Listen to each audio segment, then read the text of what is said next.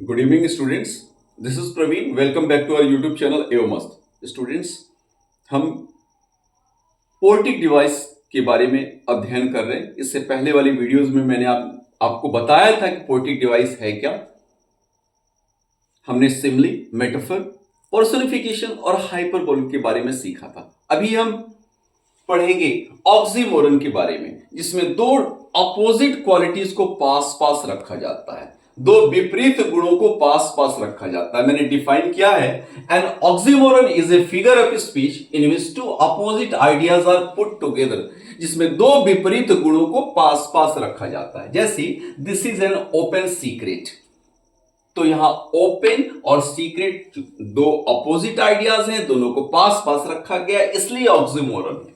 Second है the boy is regularly irregular, तो regularly भी दिया है, इरेगुलर भी दिया है, दो अपोजिट क्वालिटीज हैं, दोनों को पास पास ही रखा गया है, इसलिए यहां पे ऑक्सीमोरन है। नेक्स्ट है एलिट्रेशन। सबसे ज्यादा एक कॉमन है, हर जगह मिलेगा आपको। तो एलिट्रेशन, इसमें एक ही सेंटेंस में दो या दो से ज्यादा वर्ड्स का पहला लेटर कॉन्सोनेंट होगा और वो सेम होगा, या पहला जो लेटर है उसका साउंड या ओपनिंग का साउंड कॉन्सोनेंट होना चाहिए। जैसे हम कहेंगे पहले एग्जांपल में द फेयर ब्रीज ब्लू, यहां पर पहला लेटर कॉन्सोनेंट, ये भी कॉन्सोनेंट है, या इसको हम ये कह सकते हैं कि ओपनिंग का साउंड सेम है, दोनों जगह बॉ से हम प्रोनाउंस कर रहे हैं। Second sentence the bird sang sweetly, दोनों जगह एस आया हुआ है, कॉन्सोनेंट है, ओपनिंग साउंड सेम है, इसलिए एलिट्रेशन है। थर्ड फास्ट एंड फ्यूरियस, तो दोनों जगह एफ आया हुआ है, चूंकि दोनों जगह कॉन्सोनेंट है, सेम लेटर रिपीट हो रहा है, ओपनिंग साउंड सेम है, इसलिए इन दोनों जगहों पर एलिट्रेशन है। नेक्स्ट है एसोनेंस। तो एसोनेंस में वॉवेल साउंड का रिपीटिशन होता है। ये कहां? तो विद इन द वर्ड दिया है, the repetition of vowel sounds with in words in close proximity. तो वॉवेल साउंड का अगर रिपीटिशन होगा तो वैसे सिचुएशन में एसोनेंस होगा। तो एग्जाम्पल के लिए हम कह सकते हैं द रेन इन स्पेन, यहां पे ए साउंड रिपीट हो रहा है, rain and Spain.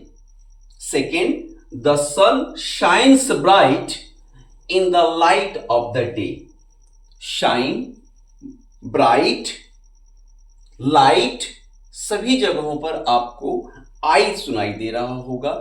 I sound इसमें प्रोमिनेंट है, इसलिए यहां पे एसोनेंस है।